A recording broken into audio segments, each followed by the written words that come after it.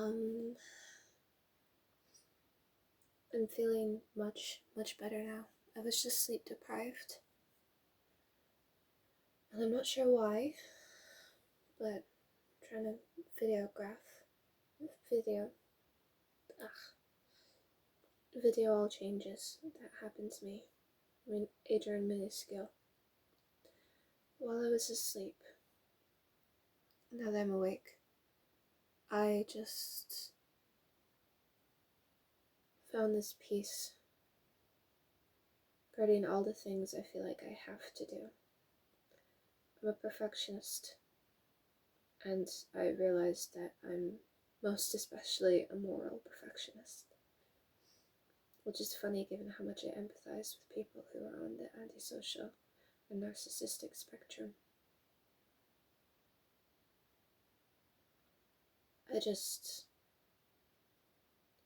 I woke up today and I was thinking about all the bad things, about everything recently that I was finding hard to digest, and all the bad things before. There are some things I still haven't made any kind of peace with, any kind of acceptance for. Mainly the things that happened to me when I was a child. But today I remember thinking about everything that happened in my teenagehood. And usually there's a heaviness or frantic energy that accompanies those thoughts at that time in my life. Now though, for whatever reason, the minute I woke up, I still don't know why. When I thought of those things, this happened earlier in the day as well. I've really felt this, well, it did happen, but now what kind of feeling. I think this is mainly because I think I might actually get out of my house before I'm 30, which helps, obviously. And I have plans in case the council don't help me. Right now I'm doing yoga before I go to sleep.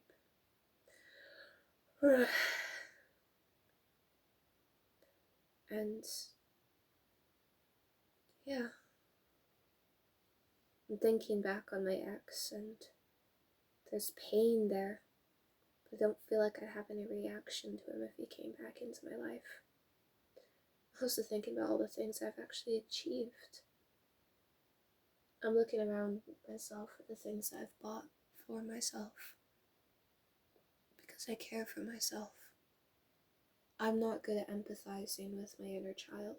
That's something I've struggled deeply with in all of my attempts at doing inner child work. But I can find small bits of empathy for myself in the here and now. I explained a technique that I was using that was especially effective. And I guess it's just occurring to me that I'm not a bad person. This week and this month has carried this overtone, this theme of apologies. There are people that I've hurt, but I'm the kind of person who gets so wound up about anything, but I haven't apologized to the people I've genuinely hurt because it's terrifying. I think it's part of the avoidance, half of my attachment. That apologies are admitting that you're wrong, even though you know you're wrong. I know I was wrong. It's hard, very hard. There are times I attempted to make apologies to family members, in fact, that didn't go well, where the admitting of vulnerability and recognized cause and effect on your behalf be used against you. But showing that I knew that I'd done something wrong, even if I wasn't to blame for the full thing, the full conflict. Admitting even a tiny bit of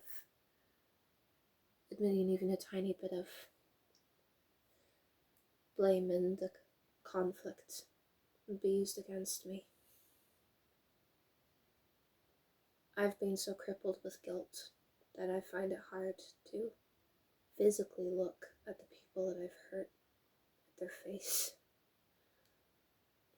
And yet I have empathy for everyone, no matter what they've done.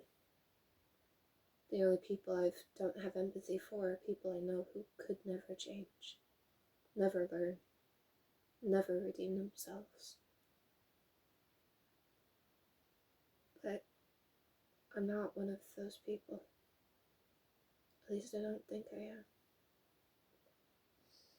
am. I've apologized when I felt I could for the people that I'm too racked with guilt to see. I haven't, but I would if I could.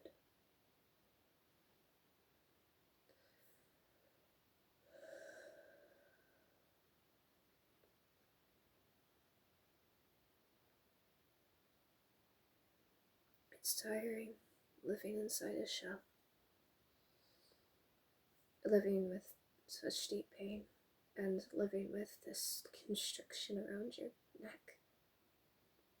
I don't think I could ever really fully describe what it's like to be a perfectionist, especially a moral one, where the very act of being human is a sin. But I feel more at peace with myself now, with how far I've come, with how far I've yet to go. I had no idea I could understand things like neuroscience or math. I had no idea I was strong. I'm actually beginning to let in compliments people give me. And I'm proud of myself for how I handled yesterday. Even though I don't think I handled it all correctly, I still did an amazing job compared to the fawning behavior I had with my ex. I don't know, I just wanted to share that. There are other few facts I want to share that I learned today. I think I'll leave them for another video actually, because I'll just be reading off a bullet board and this is more just a free flow stream of consciousness.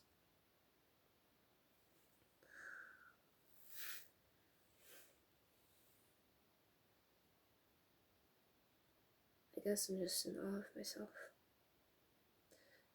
I'm worried that this feeling's going to end, but I don't think it is. Because I've tried to convince myself that I've had feelings of love, of acceptance for myself that I haven't. Tried to force myself to get there. This feels different.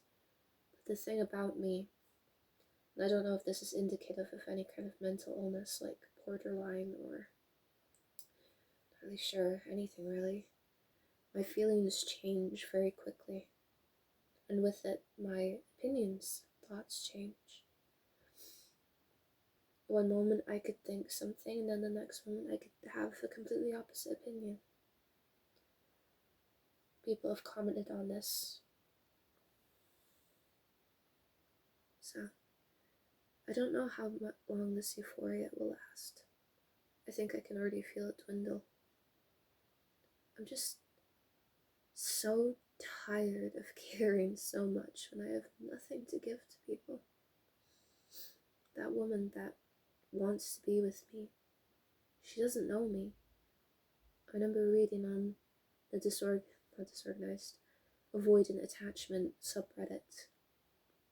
Avoidance described the feeling of someone wanting them just because they want a person but not them, and how it gives them the ick. I didn't get the ick from Blair, but I did get the sense that she didn't really know who I was and just wanted a someone. She barely asks me about my hobbies, about who I am. I doubt she's seen a video that I've put up here. I think her life is very busy, but whenever we talk, it's always about her. Always. Unless I interject with what I've been doing lately. And I don't know. I deserve better than that. I forgot to text her over the past few days. I don't know if I'm just trying to make myself feel less guilty, because I do feel guilty. But I left my tablet in a friend's house, and I went out to go shopping. And when I came back, I was gonna text her, because as an autistic person, I've got executive dysfunction. So sometimes I save things like texting, which I find very arduous, despite wanting people's company, online or in real life. I find texting very difficult sometimes. To come up with responses in a text format is just, it muddles my brain. I prefer to talk freely. So I save things like texting or hard things I know that I won't be able to do until I'm able to. But that day a friend asked me to come over to her house. So I went over to her house and I forgot that I left my tablet at home. Forgot that she had texted me. Had I just answered as soon as I got home, I would have been better. I might have been able to redeem myself. But I got racked with guilt. And when that happens, my brain shuts off. I feel incapable of communicating with that person. So today I asked my little sister to type out things that I said in response to Blair. I haven't told her yet why I had been gone, but part of me is tired of having to explain myself. Part of me is tired of just saying I had another depressive episode and I couldn't text people, or I forgot and I didn't mean to leave you unseen, or any number of things when I don't know if I even want to be with Blair. Well, I don't even know if she wants to know who I am as a person. It all seems so artificial. I'm tired of it. Really tired of it. But I still want her around as a friend. I just don't know how I'm supposed to get past this block of inability to communicate, when it literally, I can't. I've tried to find ways around it. I stonewall, like any dismissive avoidant does. I know that if I couldn't talk to someone, I would write them a letter. That if I couldn't call them, I'd text. If I couldn't text, I'd call. If I couldn't do any, I'd have maybe another person talk to them for me, relaying what I say, word for word. I'd find a way around it. Wouldn't let avoidancy shut down communication with my loved ones. But sometimes it's hard, because I don't think other people understand why I am the way that I am. Despite my previous behavior in relationships, avoidancy is actually more of a problem for me than my anxious part of my disorganized attachment. With men, I'm anxious. With friends, family, and women especially, I'm avoidant. And a little bit of both in between. A little bit of equal measures of all at any time.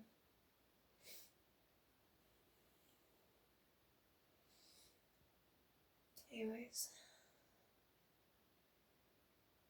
Yeah.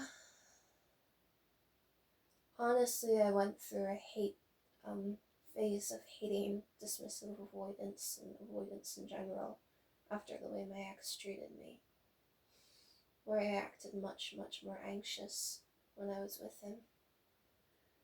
However,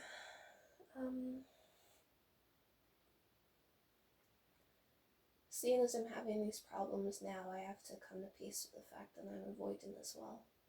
And I knew I was even before I even before I got into kind of a hateful phase with avoidance in general.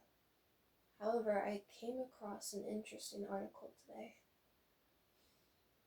Essentially, it proposed the theory that anxious people are in victim mode, or using a victim mindset. Fuck me. To justify their very controlling behaviors.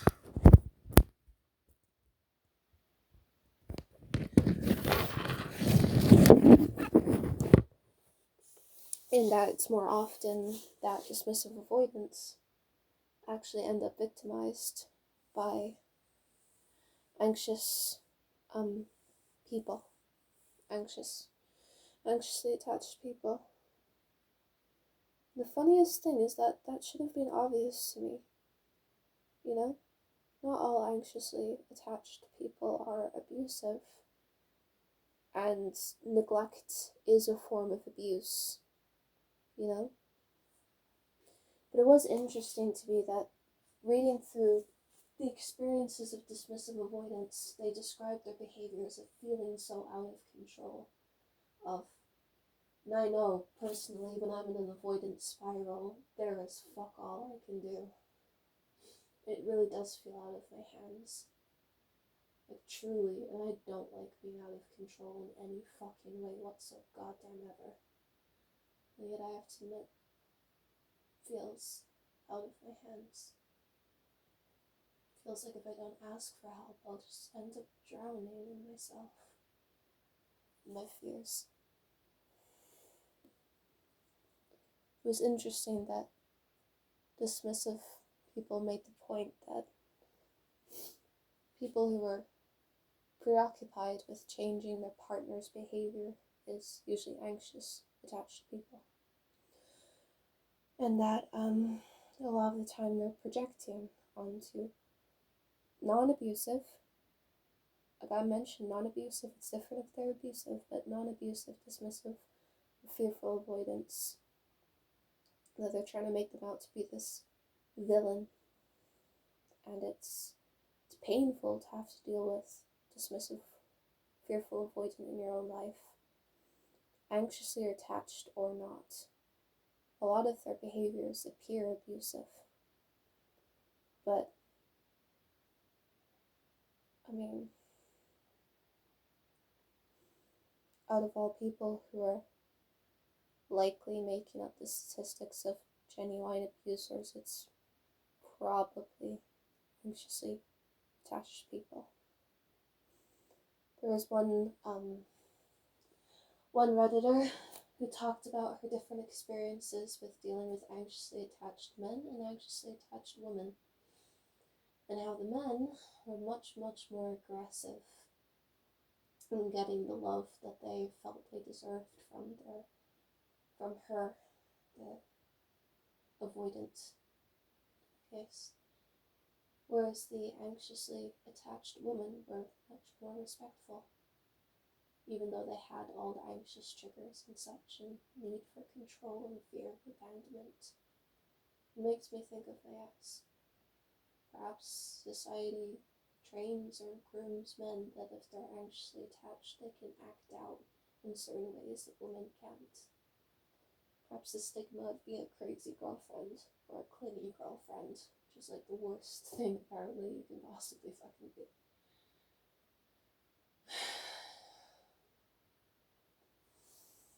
The amount of projection men do, I swear to God.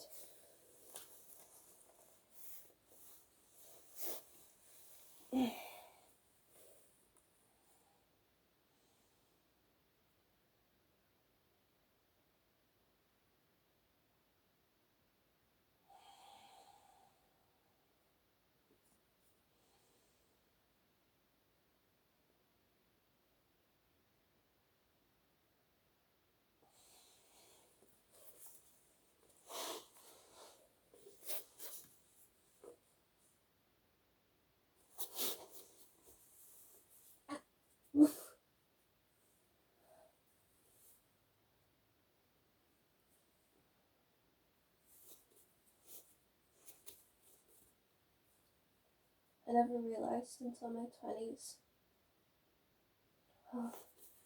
the beginning of my 20s, I'm only newly turned 20. I only realized recently, very recently, how manipulative men are. How so many of the things that they accuse women of being are projections of the way they behave. I could tell you stories, honestly. I've always idealized men. One of those rare people who actually feels safer in the company of a man than with a woman. Partly being a bisexual mess, but also due to the way that I was raised by my mother. She's the reason I have such bad fear of intimacy with a woman.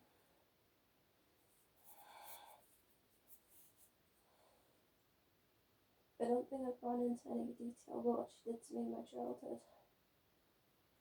But I've idealized men for so long, desperate to believe that it's not all of them, or I don't think it's all of them. But truly, recently my mind has just been opened to how the pedestal that I put my father on, and men in general as a gender on, partly because of my own dysphoria and mommy issues, is undeserved. How much projecting they do.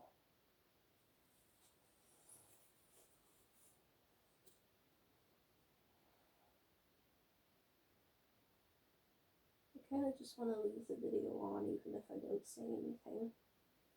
That's so dumb. I should be talking. I need to say something, even though I have nothing left to say. I don't want to break up with Blair. I don't know if I can look after someone the way that she wants. I have days where I can't get out of bed. And she's clearly angry at me because she's every right to be angry with me. What happened wasn't intentional on my part, but it still hurt her. I don't want to hurt people that way. I always thought that if you knew or know you have issues like I do, it was your job to inform the other person. And I have. But maybe I haven't been clear enough. She'll learn through my actions as opposed to my words what I can and can't do, and that's frightening. It means she'll see how incompetent I actually am. That means that I've led her on. Which does make me really shitty, because I thought I could do it. I thought I could be there for someone else, and I always thought that I had no right whatsoever, because of how anxious I got, how anxious I can get when my abandonment wounds are triggered and I go into spirals. I had no right to refuse another person needing or wanting my help. I guess I just don't think that I'm allowed to say no. I hear so much of my father in that sentence. What right do I have to not help people? That's what you do. It's just what you do. But it's making me miserable. Absolutely miserable. And I don't want to live like that anymore.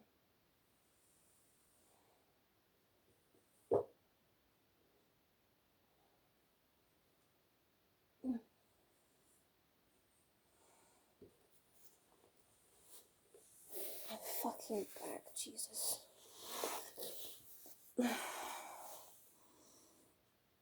I'll start the video back up again, so people...